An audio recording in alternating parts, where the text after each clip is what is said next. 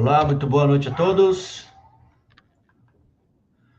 Muito boa noite a todos, sejam todos bem-vindos a mais uma InLive aqui no canal SOS Sobriedade, no canal do Congresso INDEP e no grupo Infinity. Hoje a gente vai conversar com a doutora médica psiquiátrica Ana Cecília Marques, palestrante do Congresso, que vai falar sobre prevenção nos dias 13 e 14, Congresso da Independência Química, que será realizado em Maceió, Alagoas.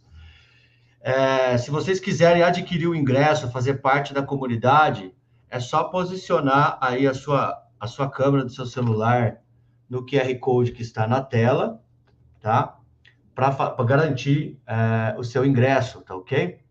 Lembrando que ainda esse mês, até o dia do congresso, a gente vai estar organizando lives aqui com vários convidados e hoje eu vou conversar com a doutora Ana Cecília. Primeiro, agradecer a participação da doutora, que é médica psiquiatra e especialista em neurociências, né, doutora? Isso mesmo, Rodrigo. E, bom, como a gente vai falar de prevenção, eu acho que vai ter muitas perguntas, porque, pelo menos no meu canal, aparece bastante família, bastante familiares, Que né? bom. Eu tenho uma comunidade bastante grande e as pessoas têm bastante carência por informação. Então, bom, primeiro, eu gostaria que a senhora se apresentasse, claro, né, para a gente poder começar com o nosso bate-papo. Por Tá. favor. Então, Rodrigo, muito obrigada por estar comigo aí nesse bate-papo. Meu nome é Ana Cecília Marques, eu sou médica, e caminhei aí até chegar nesse processo de formação de especialista, digamos assim, na área de dependência, né? Então, como médica, eu estudei muito o tratamento, né? Como cuidar das pessoas que adoeciam, que adquiriam esse transtorno. E chegou num certo momento, eu me deparei com as taxas que a gente consegue, por mais que a gente use as melhores evidências, as boas práticas, e eu mudei um pouquinho essa trilha aí e fui atrás da prevenção, né? Eu achei que tinha que contribuir muito em relação a isso, já que é um transtorno evitável, né? Então, é isso que eu vou falar um pouquinho hoje com você. A gente vai bater um papo sobre prevenção e também no Congresso. Então, eu vou começar com uma pergunta mais assim, básica. O que, que é prevenção? Tá. Então, a política de drogas, ela tem dois braços. Um braço, que é o controle da oferta, que é muito importante, aí ficam as leis, fica a fiscalização, fica a repressão, né, das drogas, enfim. E o outro braço é a redução da demanda por drogas, onde a gente tem a prevenção e o tratamento. A prevenção é um conjunto de medidas que visa evitar ou diminuir o consumo de substâncias para vários segmentos populacionais. É lógico que quando a gente fala de criança e adolescente, é evitar, né? Não é possível que as pessoas não compreendam que essa população não tem nenhuma defesa em relação a esse tipo de comportamento, né? Usar substâncias de abuso. Quando a gente fala de um adulto, no Brasil, adulto a partir dos 18 anos, a gente fala que esse adulto deve sim ter controle sobre o consumo, porque nós não estamos falando de uso de alface. Nós estamos falando do uso de uma substância que, por si mesma, entrando no cérebro, ela vai para uma área onde ela desenvolve uma adaptação ao seu consumo. E se esse indivíduo fizer uma carreira de usuário, ele vai ficando cada vez mais tolerante e pode adquirir o transtorno que é a dependência. Então, o adulto jovem, o adulto maduro e mesmo o idoso, né, ele precisa olhar para esse tipo de substância que não é uma substância qualquer e ter total controle do seu consumo. Então, é um conjunto de medidas, né, que visa evitar ou diminuir esse consumo de substâncias de abuso. Eu sei que existem alguns tipos de prevenção, né? Eu gostaria que a doutora falasse sobre isso, porque eu vejo prevenção de duas formas, né? A gente tem a prevenção primária, secundária e terciária, e também a gente pode falar em prevenção do uso e prevenção dos danos, que são coisas também diferentes. A senhora poderia falar um pouco sobre isso para a gente? Então, esse conceito da prevenção primária, secundária e terciária é o conceito mais antigo de prevenção e ele é ligado à saúde. Ele foi construído por um profissional que trabalhava na área e é da década do século passado, da década de 60, quando a definição de síndrome de dependência ainda não estava pronta, não estava publicada, né? As pesquisas ainda caminhavam. E esse conceito veio dentro da saúde. Então, a prevenção primária, você tenta evitar ou diminuir. A secundária, você já está encaminhando para um tratamento especializado, porque o indivíduo já tem vários sintomas e sinais que ele adquiriu o transtorno. E a terciária, dentro da saúde, era para casos muito graves que demandavam muito mais recursos que só um ambulatório especializado. Então, por exemplo, uma internação, né, para poder controlar esse transtorno, essa doença do cérebro. Depois dessa época, o conceito foi se ampliando, porque aí sim veio todos os estudos sobre a síndrome de dependência de substâncias, e aí existiam mais fatores que confluíam para que esse indivíduo pudesse adquirir esse transtorno. Então, fatores que não vinham só daquele indivíduo e da substância, vinham do seu entorno, né? Vinham da cultura, vinham, por exemplo, da propaganda, mais fatores de risco foram incluídos para a definição desse transtorno em cada usuário.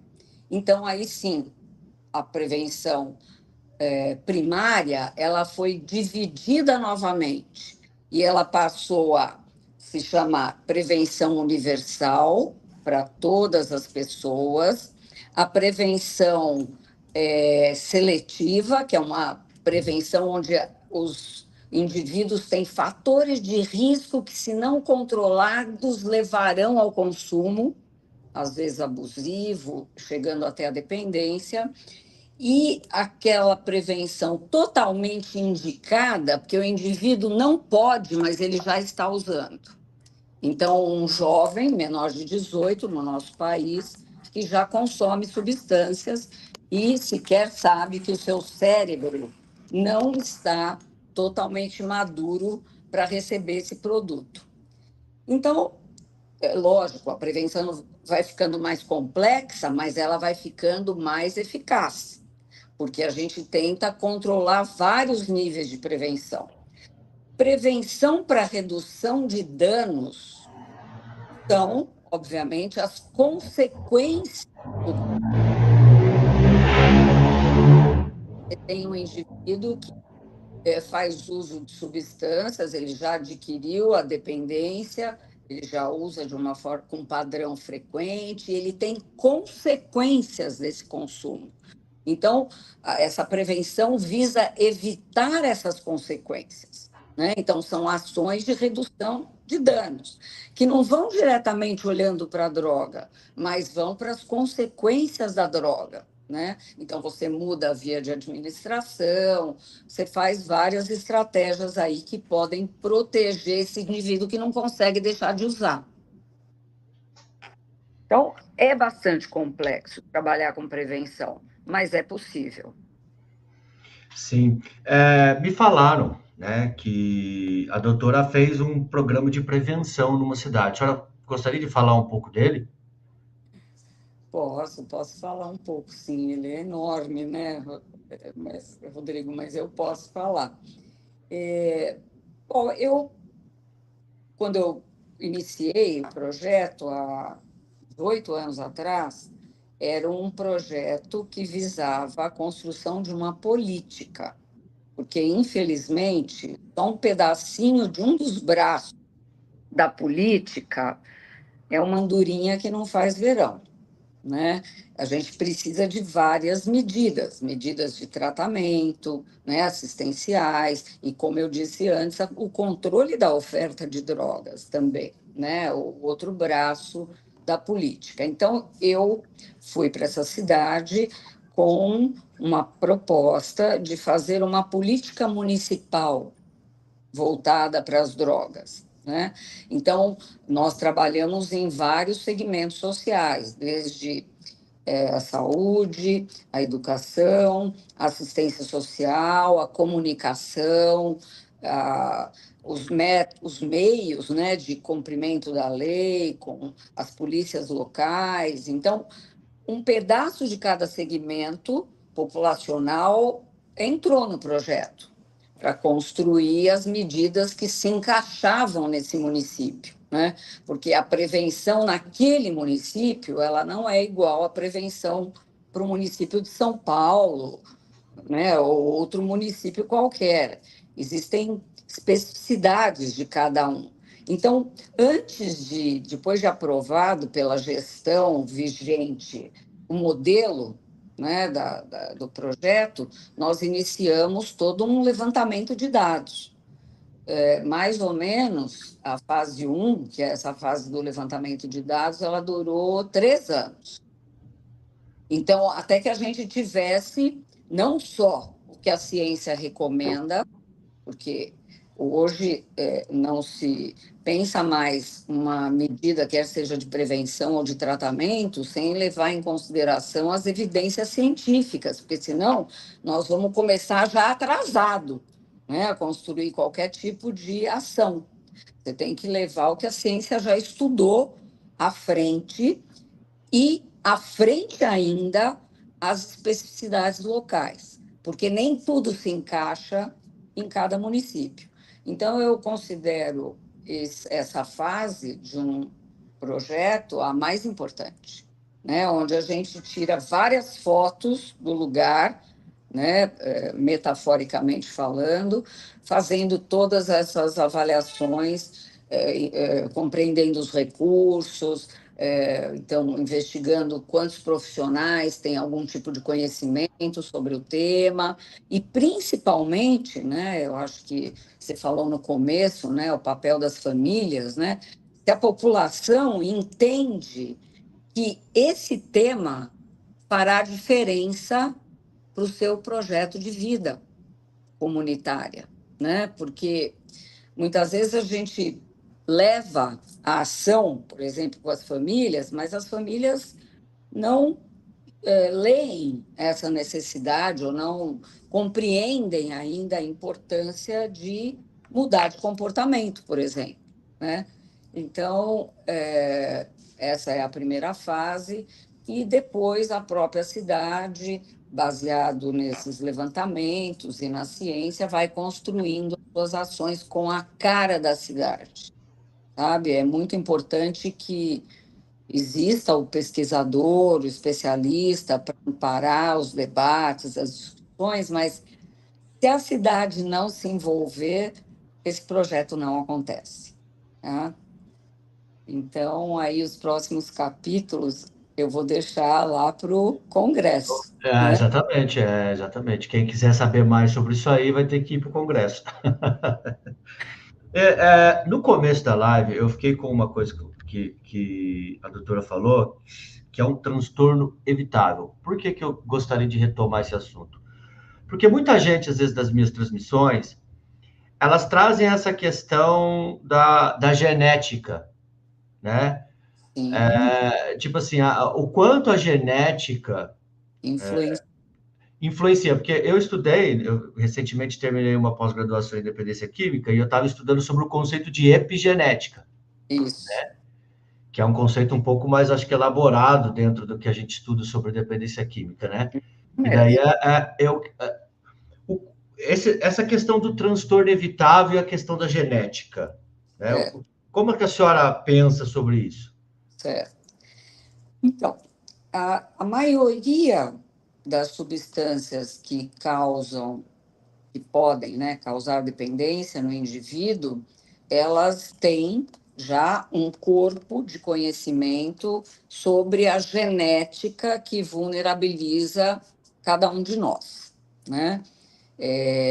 Então, para a maioria das substâncias, para cocaína, para álcool, para tabaco, e sim, é verdade que existe uma herdabilidade, uma herança genética, né? Onde existem usuários, os antecedentes familiares, a chance dos filhos, da prole desses usuários, ela é maior que a de uma família que não tem antecedentes familiares de dependência.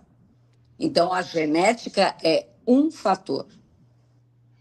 Os demais são a epigenética. A Tá certo? interação, né? A interação ambiental. Isso, a influência do ambiente, a influência da cultura, do entorno, né? O ambiente do entorno, a influência da cultura local, a influência de fatores de risco muito importantes, como negligência na infância, como violência doméstica. Então, nós sabemos já que esse transtorno ele é multifatorial. A genética é um dos fatores. E se essa genética não for acionada pelos demais, ela pode ficar quieta. Então, é muito importante entender os fatores já estudados, além da genética.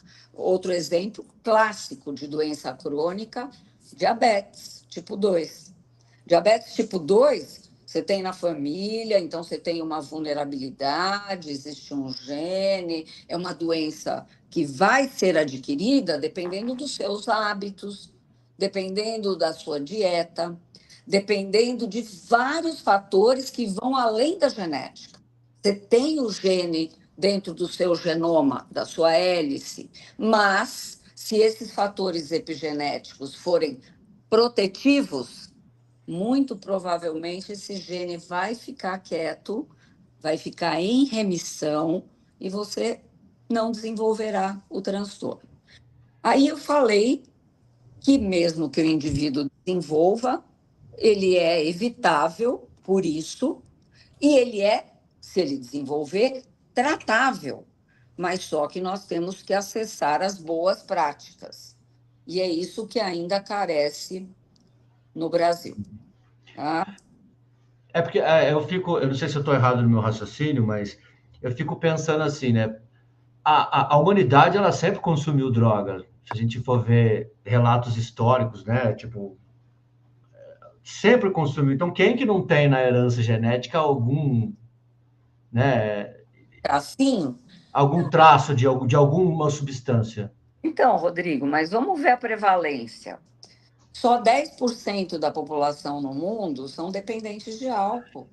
Não, é por isso que eu falo, né? Que a genética ela não tem esse fator tão Sim, forte quanto a interação ambiental, os fatores ambientais, porque a lógico. humanidade sempre usou droga. Então, na nossa ancestralidade, alguém tem a gente, todo mundo vai herdar em algum nível essa herança genética de consumo de substância, Olha, né? bem na verdade, temos aqui um terço é o gene, como fator biológico, um terço psicológico, outro terço social espiritual. Então, essa base aqui da pirâmide, o psicossocial, são esses dois terços epigenéticos que são muito mais relevantes que a genética sozinha, né? E isso vale para outras coisas também, igual você falou, né? Diabetes, né? Todos os transtornos, né?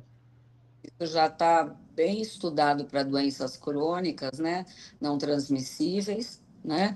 E é verdade que se você entender o conceito de qualidade de vida nas diferentes fases do desenvolvimento humano, que é diferente, né? as fases e as necessidades, você protege aquele genoma.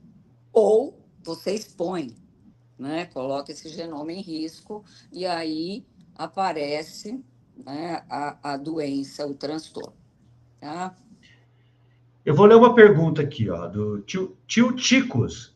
Doutora, o conceito de redução de danos deve ser considerado como uma opção no tratamento ou devemos considerar a abstinência total como a melhor, se não a única metodologia aceitável?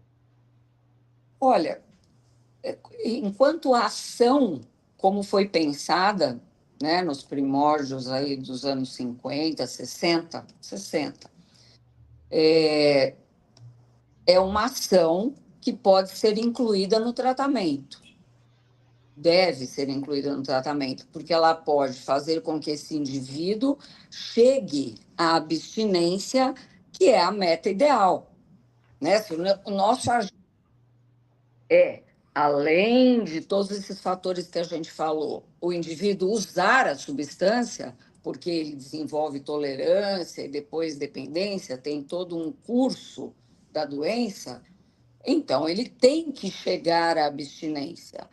É indicado que ele chegue pela ciência, mas se ele é um usuário de drogas injetáveis, se ele tem outro tipo de consumo, drogas que são ligadas a sexo, que são sexo não seguro, puxa vida, se eu utilizar uma ação que proteja esse indivíduo até que ele chegue à abstinência, que são as ações para redução desses danos, de contrair uma doença sexualmente transmissível ou uma doença transmissível pela via endovenosa, eu estou, sim, fazendo uma assistência que pode ser um primeiro degrau para depois chegar na abstinência, fazendo redução de uso e atingindo a meta ideal. A meta ideal é atingir a abstinência. Não existe Eu, seguro de drogas. não existe, né? Não Eu acho que a minha opinião é que é um erro até metodológico, vamos dizer assim, acreditar que a redução de danos e a abstinência total são excludentes e não compatíveis, quando isso na não. verdade elas são talvez momentos diferentes ou práticas diferentes para um mesmo que vão direcionar para o mesmo objetivo, que é saúde, qualidade de vida e abstinência, É né? isso. No começo, quando esse tipo de ação foi pensada, essa era a visão. É que o conceito foi se distorcendo, sabe? E eu acho que, principalmente para nós aqui no Brasil, em um certo momento parecia que tinha que ser uma política, e não é uma política. Ela é uma medida que pode ser incluída dentro de um quadro muito grave, onde o paciente não consegue atingir a abstinência, e existe uma outra medida intermediária que vai fazer com que, inclusive, ele se motive para continuar esse caminho, né? Olha, já consegui controlar isso aqui, agora eu vou controlar esse consumo. Enfim, cada caso é um caso, mas eu penso que a distorção é que faz com que as pessoas utilizem de forma que não vai É, mesmo, né? eu vejo que muita gente confunde redução de danos com redução de consumo. Esse é Pois, um ponto, né? pois, Troca de substância por outra. pois, E também é a questão de que são abordagens contrárias, que uma é contra a outra. Tipo assim, eu só pratico abstinência total, sou contra a redução de danos, eu só sou da redução de danos, eu sou contra a abstinência total. Quando na verdade não.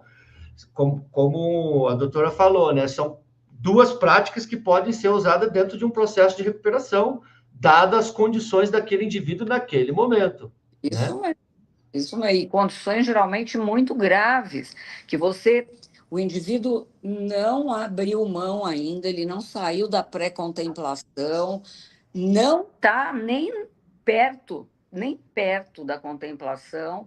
Então, puxa vida, se eu tiver a capacidade de mostrar para ele que ele pode ir e depois ele vai ter mais chance de seguir em frente, mais protegido, puxa vida, eu vou evitar de discutir essa questão de forma alguma.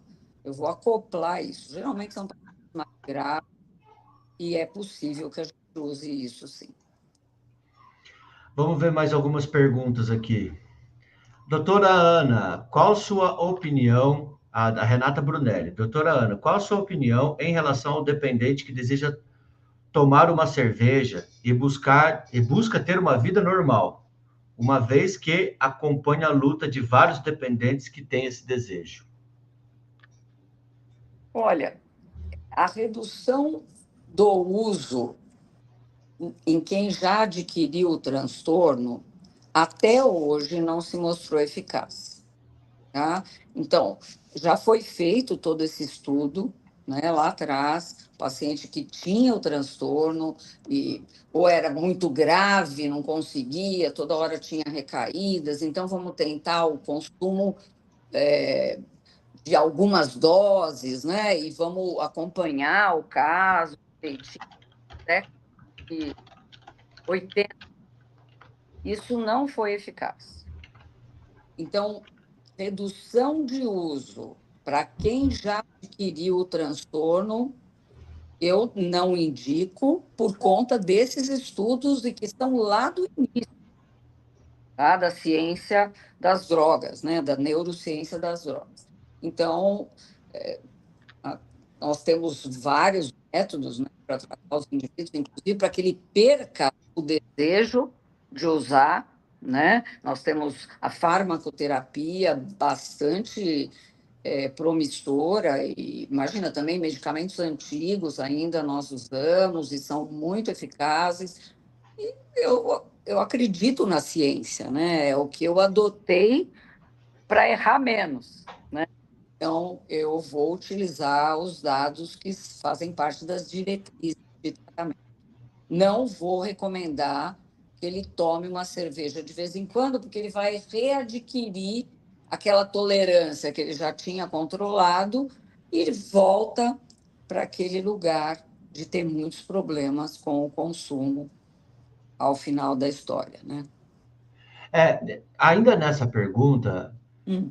né, existe alguma questão também permanente, um dano permanente relacionado ao freio do cérebro? Porque eu gosto muito de falar isso, é como se o cérebro do dependente ele perdesse o freio, né, que é o É, controle inibitório do cérebro, né?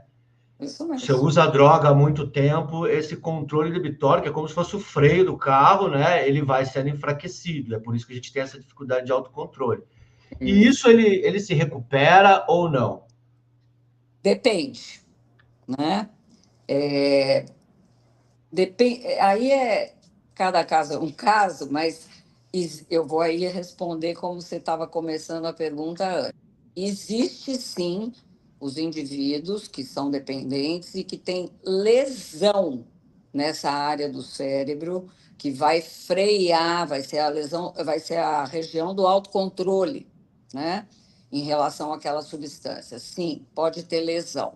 E ele não conseguir controlar mesmo. Ele precisa ficar tomando medicamentos para auxiliar e ficar muito bem controlado comportamentalmente, porque o cérebro dele já degenerou vias de neurotransmissão e ele não consegue controlar o consumo compulsivo da substância, tá? Existe sim, são áreas muito bem estudadas também, eixos que a gente conhece muito bem e nós temos disponíveis remédios e, se não, ele vai precisar do acompanhante, vai precisar de um familiar que o proteja, né? Uhum. O paciente ele perde a capacidade de criticar a realidade, definitivamente, porque lesou essa área do cérebro, o córtex pré-frontal é uma delas, uma dessas áreas, ele vai precisar ficar acompanhado, e isso vai acontecer em casos graves, vai acontecer em indivíduos que têm um padrão de consumo muito importante, que usam muitas doses por situação, pacientes vulneráveis, né? Depende do início muito precoce, ou idosos, ou mulheres, que são muito mais vulneráveis que homens em relação às drogas. Então, sim, existem lesões e são lesões muitas vezes irreversíveis. E assim, em casos, por exemplo, que igual você estava falando, né? A pessoa, ela está em abstinência, vai tentar tomar uma cervejinha. A pessoa que está em abstinência, esse controle inibitório, ele é recuperado. Se ela ficar em abstinência, essas áreas do cérebro, elas começam a se regenerar e começam a se fortalecer. E daí, só que daí a pessoa vai, porque isso o que mais acontece, né? Pô, eu acho que final de ano, Natal, todo mundo tomando uma, pô, eu acho que dá, É, né? é. O que que acontece? Ativa tudo de novo. Ativa tudo de novo. Esse foi exatamente esse estudo que foi feito. O indivíduo não tão grave, indivíduos não graves, não, ou grave nem pensar, tá certo? Em fazer essa experiência. Mas o não tão grave, com uma doença de leve para moderada, né? Por que será? Será que não é possível fazer um treinamento de autocontrole, já que ele desinflamou as áreas do cérebro, primeiro desintoxicou, desinflamou, estabilizou esse eixo do autocontrole? Não foi possível. Os indivíduos retornaram ao padrão inicial e tiveram que, de novo, chegar na meta ideal para a ciência, que é a abstinência. Vamos lá, vamos ver se tem mais perguntas aqui. Onde podemos procurar referências de pesquisas científicas sobre esse assunto? Então, a nossa associação, Associação Brasileira de Estudos do Álcool e Outras Drogas, é uma associação que só tem essa missão, a missão da prevenção. Então, o que ela faz? Ela também faz congressos, e esses congressos trazem as principais evidências científicas, as mais novas, as mais recentes, as mais importantes, não só para o congresso, como para o site da associação. Então, no site da ABAD, www.abead.com.br, você tem acesso a livros, tudo ciência, é estudos. A ABAD traz os estudos, ela não faz ações, né? Não trata, é uma associação de estudos. Ela traz para a população geral que se interesse as principais evidências disponíveis. A BEAD participou desde 2009, até um pouco antes. Não, bem antes, eu que estou atrasadinha aqui, de 2001, 2001. Que em 2009 nós fizemos revisão, em 2013 também, do projeto Diretrizes, que é um projeto ligado à Associação Médica Brasileira, e nós fizemos capítulos como tratar cada droga com a melhor evidência disponível. Então, esses capítulos, que é do projeto Diretrizes da Associação Médica Brasileira, eles estão disponíveis. Inclusive, nós fizemos a primeira edição, eram livros. Agora tem no site da Associação Médica Brasileira e tem no site da Associação Brasileira de Psiquiatria. Nós tínhamos os livros. E aí eu ia para o CAPS, álcool e drogas, e falava, cadê os livros? Porque, o livro tem que estar aqui no CAPS, tem que consultar um livro, né? Porque muitos CAPS aqui em São Paulo, né, no estudo de 2010 aqui que nós fizemos, não tinham especialistas, mas tinham médicos e tinham o acesso aos livros que eles poderiam ter, né? Mas não era assim tão divulgado e os livros não estavam também tão disponíveis, né? Então, foi uma recomendação que a gente fez para que os CAPs álcool e drogas tivessem esses livros para que os colegas pudessem, a equipe pudesse consultar, né? Já que é uma doença que precisa ser abordada, manejada por uma equipe multidisciplinar. Ela é multifatorial.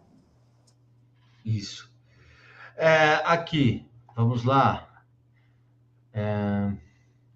A Renata ainda acrescenta: eu conheço alguns casos que conseguiram fazer o controle, né? Mas é perigoso e coloca em risco a recuperação? Sim, sem dúvida. É só uma questão de tempo. Às vezes parece bastante pergunta assim também, no sentido, é porque eu conheço um fulano, uma pessoa que parou sozinho e toma uma cervejinha. Eu sempre alerto assim, tá, mas qual que é o padrão de consumo dessa pessoa? Essa pessoa era dependente? É, Porque, né, a gente tem que fazer essas comparação dentro do, né, por exemplo, uma pessoa que conseguiu retomar o controle de uma bebida, será que ele era dependente mesmo? É é, difícil, né? é difícil, Rodrigo. Estudo de caso não é evidência científica, tá certo? Exatamente.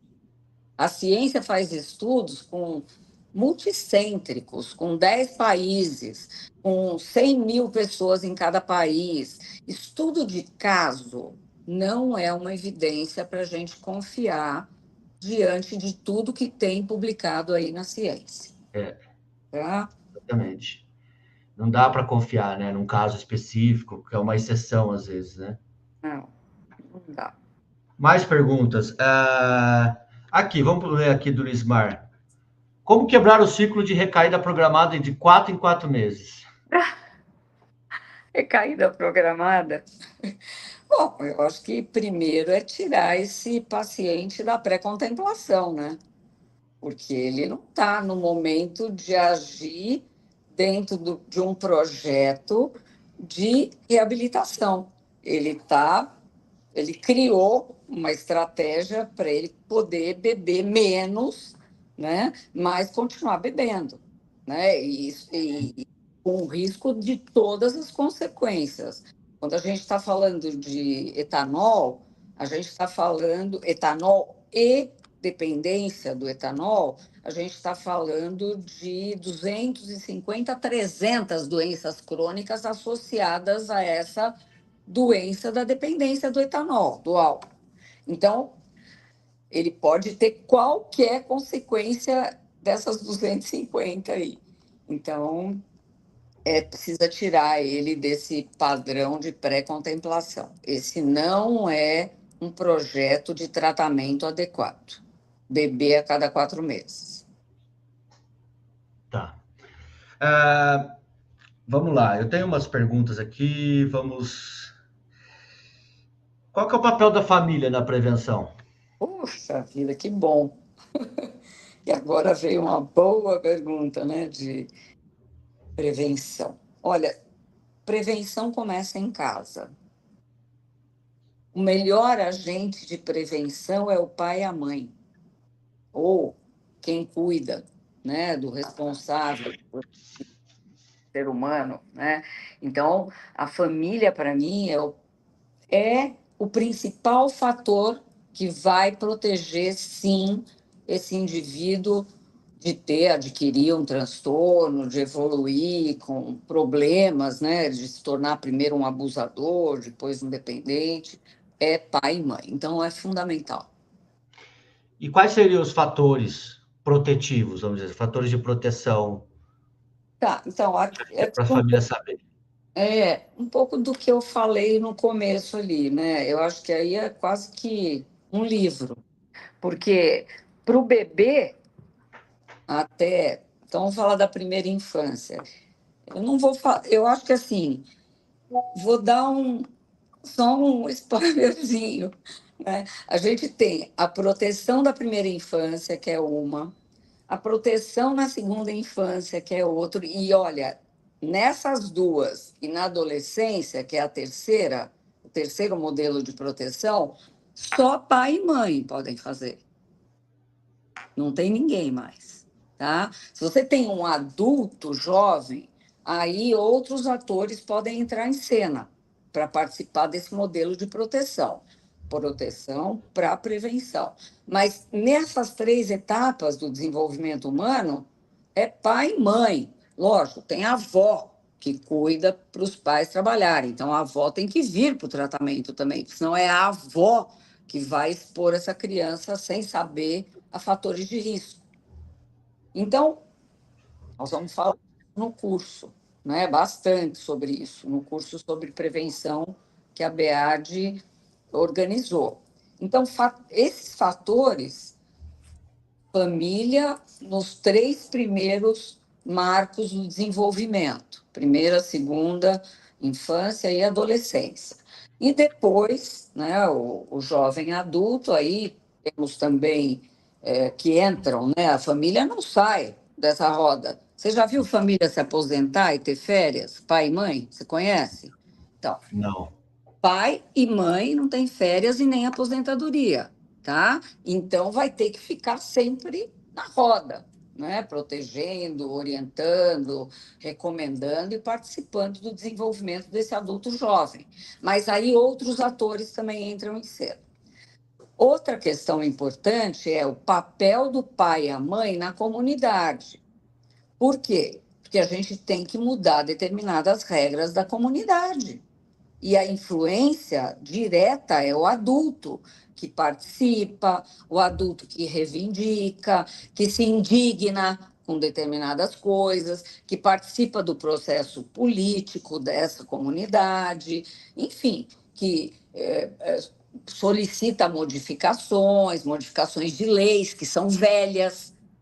A gente lutou muito enquanto comunidade científica, para que a gente conseguisse aumentar a idade para consumir bebida. Porque os países desenvolvidos já fizeram isso há muito tempo. O nosso ainda é 18, que o cérebro não está pronto. Então, vamos pensar o modelo aí de proteção de um adolescente. A ciência falou assim, ó, cérebro de adolescente só amadurece com 24 anos. Por que, que a nossa lei deixa beber com 18? Então, uma lei que está caduca. E é o adolescente que tem que brigar para atualizar a lei? Não, é o pai e a mãe. Então, o pai e a mãe precisam estar atualizados com a ciência para poder chegar no legislador e falar: ó, essa lei já era, vamos atualizar a nossa lei. E a gente não conseguiu. A gente lutou muito para fazer isso. Como lutou também, estou falando de 20, 30 anos atrás, né? Para proibir propaganda. Proibir propaganda, como fizemos para o tabaco. E ajudou, a Deu muito prevalência certo, né? diminuiu. É adolescente que vai fazer isso? Não, é o pai e a mãe, né? Então, eu acho que a família nunca sai do palco dessa luta aí, tem que estar sempre atenta para as evidências científicas e tem que trabalhar com a comunidade. Então, família e comunidade andam juntas e influenciam a escola e protegem as suas crianças e os seus adolescentes. Fico pensando, porque às vezes para a família, né, elas acham que prevenção de drogas é falar para o filho que drogas faz mal, né? Tipo, droga faz mal, não usa droga, né? Mas vai muito além disso, né? Nossa É Senhora, muito, muito amplo esse conceito de prevenção, a participação da família na prevenção, né? muito grande, viu? Muito grande e muito importante. E aí eu acho que tem uma coisa que é de registrar, é que é óbvio, aí a família vai carregar o piano de cauda sozinha nas costas? Não, a família vai fazer uma coalizão, vai se juntar com outra família, com outra família, ou do seu bairro, ou do seu condomínio, ou da escola, e vai influenciar, sim, vai falar o que precisa ser dito, né? Tudo que a gente já sabe sobre prevenção, o que funciona, o que não funciona, né? Porque só falar que faz mal não vai Não é resolver. prevenção, não, né? Não, não é. Não é prevenção. Uma outra pergunta, como que identificar sinais precoces de uso de substância em adolescentes? Olha, não tem um perfil, né? E eu acho ainda bem, né? Senão a gente arrumaria um crachá para esse tipo de perfil. E não é assim, porque não existe ser humano igual, nem gêmeos idênticos, né? Que vivem experiências diferentes, vão, obviamente, ter fatores epigenéticos diferentes, que viveram dessas experiências, mas têm a mesma genética, mas são diferentes. Então,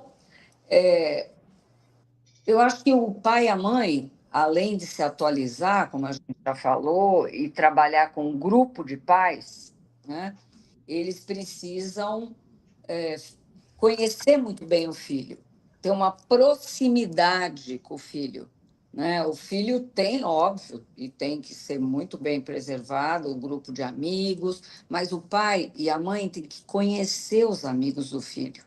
E para isso ele precisa estar próximo, ele precisa participar. Ah, o pai vai na balada? Não, o pai não vai precisar ir na balada, o pai vai ter diálogo, o pai vai perguntar como é que foi a balada, o pai vai orientar diante do que o filho fala ou conta sobre a balada que ele foi, né? A baladinha que ele foi. E, fundamentalmente, trazer esses amigos para que esses pais conheçam esses amigos, né? Minha avó dizia, minha bisavó também, que de dizes com quem andas, que eu te direi quem és. E isso está na prevenção. Isso está na prevenção, principalmente na adolescência, tá? Então, o pai tem que estar próximo, a mãe também, tem que ir orientando sempre, não tem que se cansar de repetir, né? Ah, acha que o pai e a mãe é chato? E qual que é o problema de ser chato? Se eu me sinto protegendo a minha prole. Não tem problema nenhum de ser a chata da vez. Mas eu acho que dilui a chatice se a gente fizer o nosso grupo de pais, se a gente conhecer os amigos dos nossos filhos e caminhar nessa coalizão positiva, né? Essa coalizão de proteção. E não tem também a questão de saber conversar, a habilidade do diálogo não é importante, porque eu vejo que, como você falou, né? Os pais têm que conversar com os filhos sobre a balada, com quem anda, mas o que eu vejo muitas vezes são pais que perderam o vínculo com os filhos porque não sabiam exatamente a forma de diálogo correta. Eles parecem que criam uma relação de embate, né? É, Tipo, nós contra eles. E é, aí isso acaba criando um distanciamento. E daí sim, se perde a mão, né, de tipo de conversar. O pai não consegue mais conversar com o filho porque o filho esconde tudo do pai, tem evita o confronto. toda a razão. Eu acho que a comunicação mudou, né? Muito, né? E eu penso que os pais, como eu disse, precisam se atualizar. Eles precisam estudar. Eles, inclusive, deixar tudo isso para a adolescência já perdeu a guerra. Já era. A prevenção começa desde que eu planejei ter o filho e parei de usar substâncias. Eu que estou planejando ter um filho. Olha só onde vai a prevenção. Ela vai muito antes da gestação. Então, e essas coisas não são debatidas, não são ditas, não são criadas as estratégias para que as pessoas entendam o que a gente quer dizer com isso. Enfim, eu acho que tem muito trabalho a fazer, viu, Rodrigo? Mas Sim. Oi? Oi? isso é possível. Sim. Doutora Ana, o método da entrevista motivacional funciona bem no tratamento? Muito bem, muito bem. É uma das estratégias que a gente utiliza para todos e desde o início do tratamento. Para que a gente cuide desse indivíduo para valer, ele precisa estar, óbvio, transforme, né, esse caminho, pegue uma outra trilha aí no curso da vida desse indivíduo, ele precisa estar desintoxicado e motivado continuamente. Desintoxicado para ele entender todas essas questões do cérebro e motivado continuamente. Olha, a maior, um dos maiores fatores de recaída é a frustração desse indivíduo, de ter perdido o controle, de não acompanhar, portanto, determinados programas, a própria cultura, né, de cada grupo, enfim. E ele precisa entender essas questões, porque senão essa frustração o impede de se tratar. Ele não consegue se estabilizar. Então, desintoxicar e motivar continuamente são os primeiros dois degraus aí do tratamento. Uma pergunta agora, provavelmente, né, mais pessoal. É normal no início da recuperação, os 2 primeiros meses, não sentir vontade nenhuma da droga? Não, não é normal. Isso é bem individual, sabe? As vias do cérebro que desencadeiam mais fissura são muito peculiares a cada um de nós, né? As pessoas às vezes têm outros transtornos primários que vieram antes da droga e que ou deixam que ele fique muito eufórico ou muito deprimido quando ele cesse o consumo, né? São as comorbidades que vêm antes da droga. Inclusive, são fatores de risco se não são tratados, né? E aí o indivíduo, nossa, parece que zerou, ele nem pensa mais na droga. Tem a ver com esse padrão do cérebro dele, e aí, individualmente, com a gravidade da dependência, é muito individual isso, tá? Então, um grupo que não sente nada, tem um grupo que fica altamente fissurado, porque isso depende de todas essas características individuais, tá? Então, não é padrão. Outra coisa que você falou, que eu acho que seria interessante falar, né, como um fator de prevenção, e eu acho que é um fator muito importante de prevenção, principalmente quando detectado precocemente, né, a questão da comorbidade psiquiátrica. Até porque a comorbidade, ela é comorbidade ou a dependência química é uma comorbidade, né? Porque o que vem, né? Pode acontecer os dois, exatamente. Pode E acontecer. qual que... Poderia falar um pouco sobre isso? Posso, Sobre as lógico. comorbidades? Porque às vezes que eu vejo que as pessoas, elas focam muito na abstinência e no combate à droga, né? Precisa parar de usar, a qualquer custo. É, Né? E isso fica em segundo plano, ou até ninguém, as pessoas às vezes nem consideram, entendeu? sem dúvida, não. É assim, um dos fatores de risco mais importantes é a comorbidade. Então, é a comorbidade primária, é o transtorno primário. Aquela criança ou aquele adolescente já tem alguma alteração no cérebro, ou tem um transtorno de ansiedade, ou tem um traço depressivo, ou é uma criança hiperativa, desatenta, ou é uma criança tímida demais, que vai além só de uma timidez, né? Um quadro mais de se isolar, um quadro mais até depressivo mesmo, não uma depressão simples, mas bem mais complexa, depressão maior, por exemplo. Então, ele tem isso antes, não foi detectado adequadamente. E aí, o risco dele usar uma substância é 2 vezes maior, como se a substância tratasse, entre aspas, esse transtorno primário. Então, esse é um grupo. E é bastante importante. Quase 60% dos pacientes que adquirem um transtorno por uso de substâncias têm transtorno primário. Ou detectado parcialmente ou não detectado. Ou às vezes até tratado de forma errada, digamos assim, porque é bem complexo fazer diagnóstico na infância. Outra amostra, outro grupo, é o dependente que desenvolve comorbidades. Por quê? Porque tinha um tracinho lá, tal história do gene.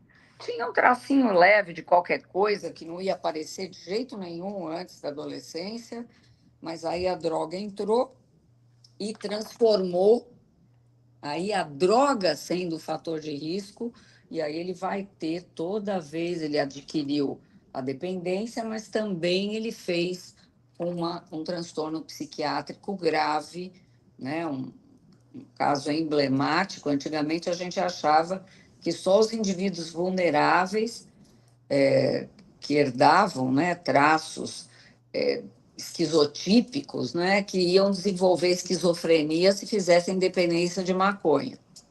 E hoje não.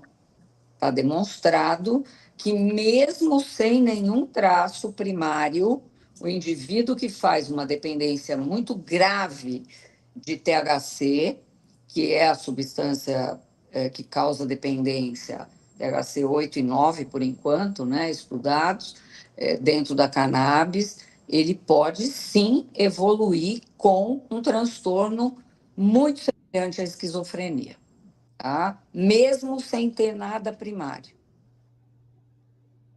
tá certo? Então, a gente tem os dois grupos. Então, parece que droga não é bom nem para tratar, nem para nada, né? A gente tem que trabalhar bastante com prevenção. Eu sou da década de 80, né? E antigamente tinha esse diagnóstico, porque eu, por exemplo, eu completei meu diagnóstico recentemente. Eu sou dependente de crack, de cocaína e álcool. Estou há muito tempo abstinente já, mas eu tive um diagnóstico tardio, de TDAH com autismo, depois de muitos anos abstinente. Puxa, E assim, na década de 80 não tinha isso. é. Não, na década de 80, a gente tinha acabado de aprender o que era a síndrome de dependência de álcool, porque só na de 90 a gente aprendeu a de nicotina, que a Aham. indústria escondeu todos os estudos e comprou os pesquisadores para dizer que não causava dependência, que o tabaco não causava dependência, né? A nicotina é a substância que causa dependência dentro do tabaco. Então, a gente não tinha essa visão clara, porque a neurociência não conhecia esse transtorno, né? Então, não pesquisava nada que viesse antes, nem que viesse depois, mal pesquisava o transtorno. Eu acho que é um conhecimento mais recente, é da década de 90, e aí, se a gente não fizer toda essa leitura do paciente, a gente come bola, a gente Uhum. erra, tá? E é bem difícil fazer, precisa ser É, especialista. eu tive o diagnóstico com 43 agora, completo. Ó, Na minha infância eu era chamado de desligado, eu era o desligado, que estava sempre no mundo das nuvens, entendeu? Mas ninguém imaginava que poderia ser isso. E daí o diagnóstico foi feito agora, mas eu fico pensando, né? Se eu tivesse o diagnóstico, será que eu teria usado substância? Se eu tivesse é, tido tratamento naquela época? então acho que não, né? Você estaria mais protegido, acho. Você estaria. Não tem como saber, né? Tem, não Não tem. tem como saber. Mas eu acho Né? que é importante falar de transtorno por causa disso, porque sempre as pessoas perguntam para mim, meu marido, meu filho, meu familiar está usando droga, tudo. Olha, vai fazer um diagnóstico completo. Não fica só tentando nessa questão de, tem que parar, tem que parar, tem que parar. Leva no psiquiatra, faz o diagnóstico. O diagnóstico, ele abre a cabeça, porque daí você Isso. sabe, é aquilo, né? Eu tinha um chefe que falava assim, né? Erro na teoria, erro na prática. Né? Então, se Então. você erra no diagnóstico, você vai errar no tratamento, Nossa, total. Então, entendeu? totalmente, Então, totalmente. porque às vezes a pessoa fica nisso, eu não consigo parar, Rodrigo. Então, mas você É, sabe que você tem? Às vezes exatamente. a pessoa não sabe o que tem, né? Não, não sabe, não sabe. E olha, se a gente tem um processo com as drogas muito demorado, ele modifica o cérebro. Óbvio, falamos há pouco, né, que degenera, existe neurotoxicidade, né, tem vias que são totalmente amputadas, né, do cérebro, porque ficam funcionando quase que em curto-circuito com o uso de drogas. Então, aquele cérebro original, a gente tem que procurar. Então, essa leitura do indivíduo, desde os seus primórdios, conhecendo os antecedentes familiares, tudo isso faz parte do diagnóstico. Gente, tudo isso faz parte do diagnóstico, não é diagnóstico. Eu estou tirando uma foto do momento atual, tá certo? Eu estou falando só da doença adquirida lá por droga, digamos assim. Isso não é diagnóstico integral. Eu tenho um indivíduo inteiro aqui na minha frente, que veio de um pai, de uma mãe, de uma família, enfim. Diagnóstico é uma coisa bastante complexa, tá? E se não for feita, não acerta-se o tratamento. Não acerta Né? nem a medicação, nem o Não, tratamento, nem nada, né? nada. Não acerta nada, tá? São maior Bom, dos cuidados. eu acho que, o nosso tempo está estourando, né? Lembrando, pessoal, que a doutora Ana Cecília vai estar palestrando no Congresso, no Congresso INDEP, dia 13 e 14 de novembro em Maceió. Então, estão todos convidados. Se você quiser adquirir seu ingresso, é só posicionar seu celular aí no QR Code. Ou pode falar comigo também, participar da comunidade do INDEP, que está na descrição do vídeo, tá ok? Se vocês quiserem seguir a doutora, qual que é o seu Instagram? Tem Instagram? Tem algum... Tem Instagram, que é meu nome. Ana Cecília. Eu pesquisei aqui, Ana Cecília, Isso. arroba... É o meu nome inteiro. Osélia. Ana Cecília Marques. Ana Cecília Marques. Isso. Para acompanhar o trabalho dela, né? Muito obrigado, foi um prazer falar com Imagina. você, viu, doutora? Eu que agradeço, Eu, agradeço toda a turma do INDEP, tá? Agradeço você de estar aqui comigo essa hora toda e estou à disposição. Foi uma verdadeira aula, gostei muito, Imagina. muito obrigado. Obrigado por todo mundo pela participação, tá? E é isso aí, a gente vai avisando sobre a próxima live, provavelmente quinta-feira que vem tem outra live com outro convidado. Eu vou informando todo mundo lá na nossa comunidade. Uma boa noite a todos e muito obrigado. Boa noite, obrigada.